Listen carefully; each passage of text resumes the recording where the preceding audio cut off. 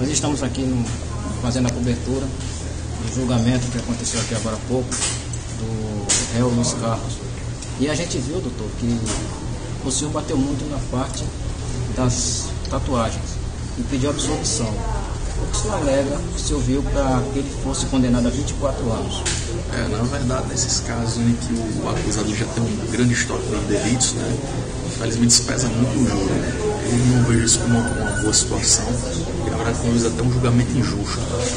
Mas, infelizmente, aconteceu aqui, já dentro de que a defesa vai recorrer da sentença, porque realmente a prova era muito forte, no sentido da absolvição, porque tem essa questão das tatuagens e, infelizmente, os jurados talvez não souberam valorar, mas era uma prova muito forte para a sua absolvição. Mas a defesa, como eu falei, vai recorrer e tentar reverter essa situação junto ao Tribunal de Justiça do Estado de Pernambuco. Eu vi também que o senhor se pegou a parte da imprensa que fazia aquela onda para que fosse condenado. Mas você sabe que a imprensa não condena. O senhor disse que ajuda muito a influenciar. O senhor acha que isso aconteceu nessa hora? Sim, eu entendo que a imprensa, de certa forma, ela ajuda a influenciar. Até porque o processo está muito no início, não tem provas cabais de quem realmente foi o autor e como as circunstâncias aconteceram.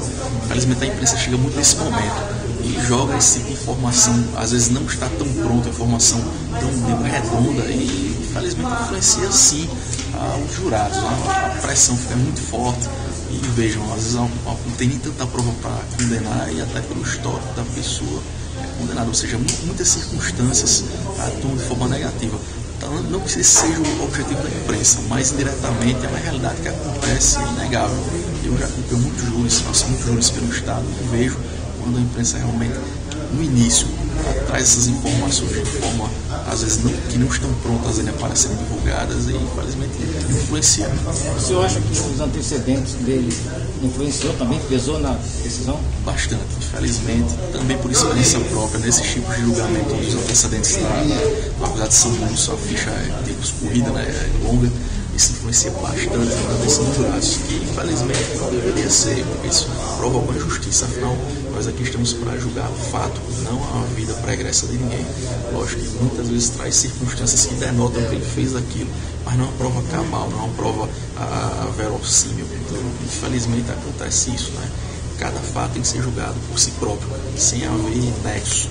Porque muitas vezes tentar sair enganchando, sair engatando um processo no outro, isso não é bom. Acho que temos que ter a prova exata daquele caso, ser averiguada dentro daqueles autos e esquecer o restante. Se eles já foram julgados, nos processos já se resolveu. Então isso realmente influencia bastante.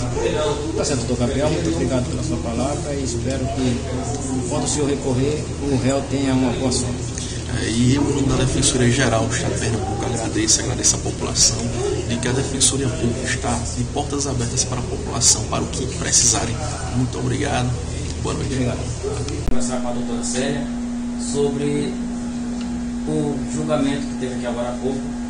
E queria saber da senhora o que levou a senhora a pedir a condenação do réu, já que a defesa alegou inocência porque ele se bateu muito na parte das tatuagens e da criança ter dito que não tinha sido o réu. E a senhora bateu na tecla de que merecia ser condenado pelos antecedentes, por tudo aquilo que a senhora alegou.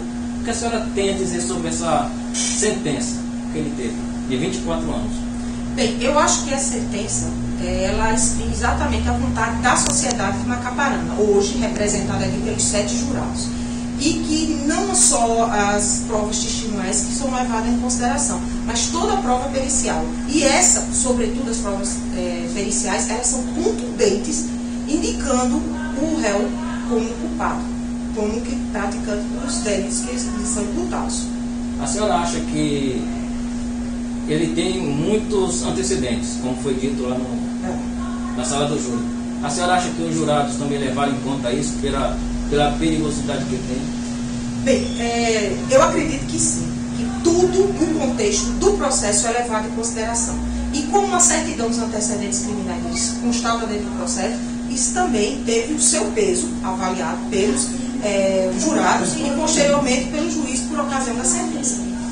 O advogado de defesa alegou que a imprensa influenciaria no resultado a pressão que fazia para resultados, para que a sociedade tivesse, entre aspas, um resultado favorável.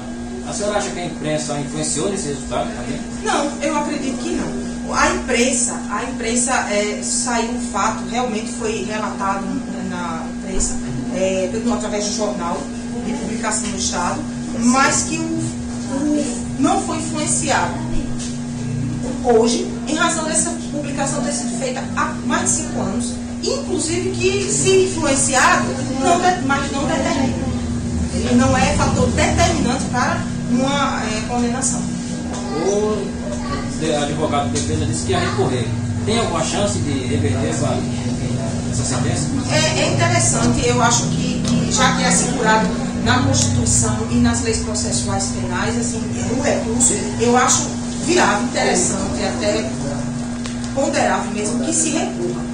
É um instituto que está assegurado ao réu e é importante que se recorra. Se vai ter ou não, aí a gente vai depender dos embargadores que podem confirmar a sentença, reduzir a pena ou remeter para novo júri. Mas a gente lembra que a decisão dos jurados é soberana. Eu agradeço também assim, a participação de vocês aqui conosco e quero convidá-los que terça-feira nós temos outro júri aberto ao público. Quem quiser fazer parte, na plateia, na assistência, fica à vontade. Muito obrigado. Eu que agradeço.